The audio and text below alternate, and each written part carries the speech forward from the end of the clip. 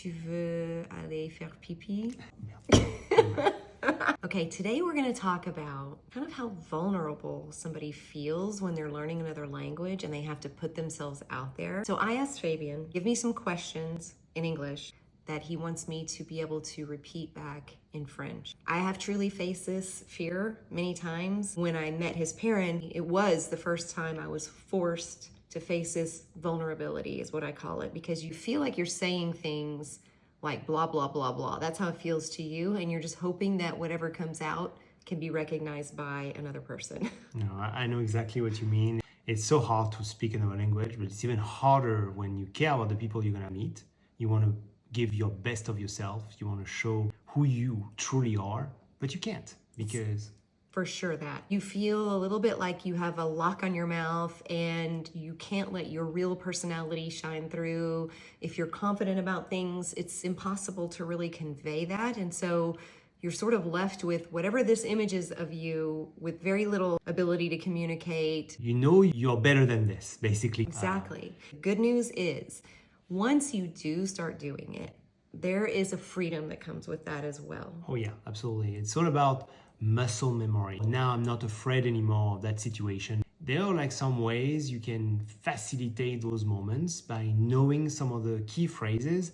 It gives you time to actually think about maybe something more complex to say. For me, it's made me have tremendous respect for anyone who even knows a little bit of another language. You know, I know some people comment that I must know more French because I've kind of practiced the sounds, like the R sound and things, but I really don't know very much French, and I can't have a regular conversation I can survive. So you're gonna see my mistakes and that vulnerability. I'm willing to put it out there for the world because I do think it's worth it, and you should keep trying because it's a way to level up in your personality and how you see yourself. Absolutely. I'm very proud of you, and I know how hard it is, and the fact that I've been through it my own self. I was not born speaking both languages, obviously. But you're great at speaking English. Trying, it's not easy. But in any case, I know where you are, and I'm very proud of you, and you're doing amazing. All right, let's get started then. Let's get started. So the first thing you could say when you meet someone, when you meet, for instance, my parents or someone that you care about, or even anyone, right? You can say, I'm delighted to meet you. The good news in French, this is boiled down to just one word, or you can get away with using just one word. So you could say enchanté when you shake someone's hand, or, you know, do some bisous kisses. I'm gonna try the one that I think you want me to say, which is je suis ravie de, I know the te goes in there somewhere, maybe rencontrer, I don't know. So the whole sentence would be? Je suis ravie de te rencontrer. Very good. Je suis ravi de te rencontrer. Okay. If you tutoies la personne, c'est très bien. Je suis ravi de te rencontrer. But if you use the more formal version, then it would be je suis ravi de vous rencontrer. Voilà, parfait. Exactement. Je suis ravi de vous rencontrer. It's the one that you would, choose if the person is older and show some respect in some ways. It's a big topic too. In France, like here in the United States, we use you, so it doesn't matter. But in France, it is important to make sure you're using tu for a casual you and vous for a more formal you, which I use vous when speaking to your parents, right. And I always will, because that is a level of respect that I'm choosing to maintain. And you can, it's up to you. And my parents are not enforcing the vous or the tu, but I respect that too. I think this is great. If I would have an equivalent in English of vous, I would definitely use it for your mom and dad, for sure, 100%. Now, I know that when you met my brother, you can say, je suis ravi de te rencontrer.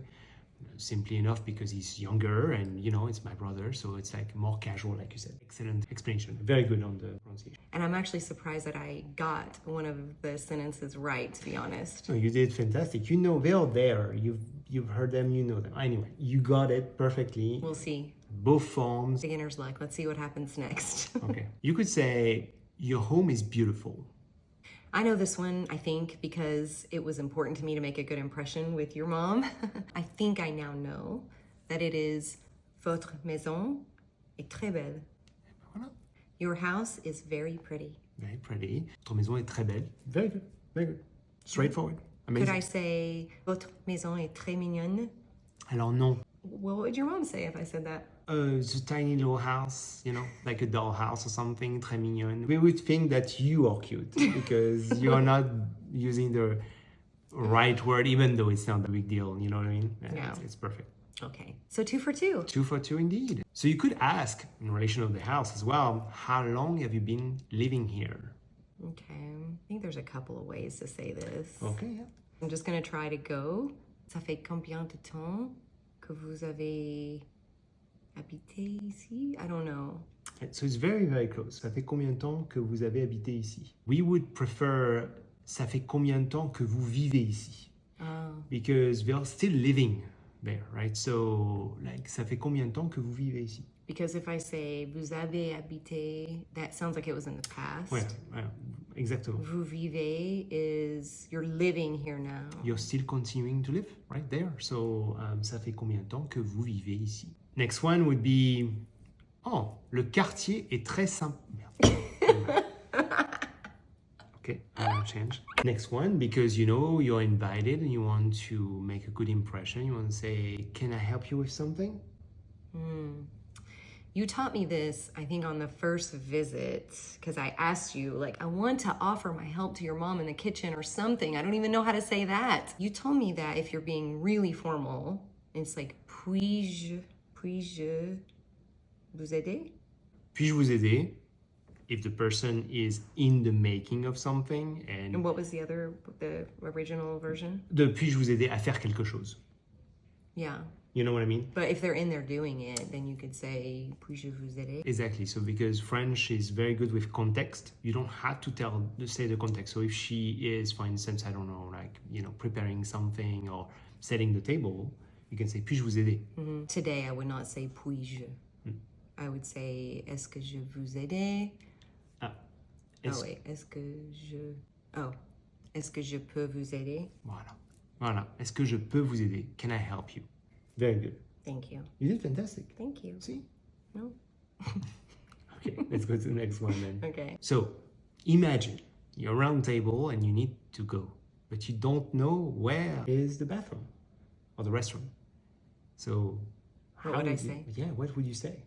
So I have a few real scenarios. I think when I first started trying to speak French, I kept saying, où est les toilettes? And Fabien was like, it's actually où sont les toilettes? Because it's plural. But I was kind of surprised when we were on a little road trip with your parents. We were traveling in France and we were at the table and your mom asked me, can I say it? Yeah. Okay. It's cute. I mean, yeah. Tu veux aller faire pipi? Exactly. Was that it? That's probably what she said. I didn't pay attention, but yeah. Est-ce que tu veux aller faire pipi? Well, it's cute, you know, cute way, yeah. You know. Do you need to go pee-pee? Do you want to go pee-pee? And I was really surprised because, you know, we Americans think French is so formal, which, by the way, there's a lot of preconceived notions that we can go over on another video, but we think everything is so formal. And I was just like, no, I didn't think a French person would say, do you need to go pee-pee like we do in America? So, yeah, exactly. Yeah. Well, that was a cute moment. Yeah. Another one, you're on the table, same thing, and you're enjoying your meal and want to compliment the cook. You say, this is very delicious. C'est très délicieux. I don't know. That's probably not what you wanted. But before you give me the real answer, what I learned really happens around the table. Oh, c'est très, très, très, très bon. And the more très with a h you give, the better the dish is. Exactly. No, that's even better, actually. Coming back on what you said, c'est très délicieux. We would say juste c'est délicieux. Parce que délicieux, c'est suffisant. It's enough. It's like très délicieux. Bon. It works as well. But if you say bon, you better say très, très, très, très 5 times. Ah oui, that's for sure. C'est très, très, très bon. Instead of just c'est bon. If you say c'est bon, it's just like it's under par. It's okay. It's okay.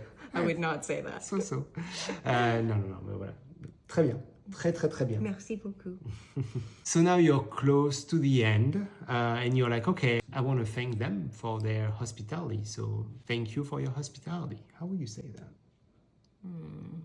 I really don't know. Merci d'avoir, merci pour, I don't know. Well, let's start. So merci pour your hospitality. Oh, merci pour votre Hospitality, I don't know. Et ben voilà, ça marche. Merci pour votre hospitalité ou merci pour votre accueil.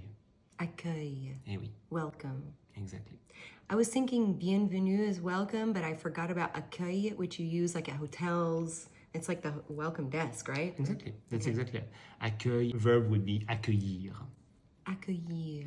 That was a hard one. Yeah, good job. Thank you, babe. So you want to say goodbye. So have a good evening and see you soon.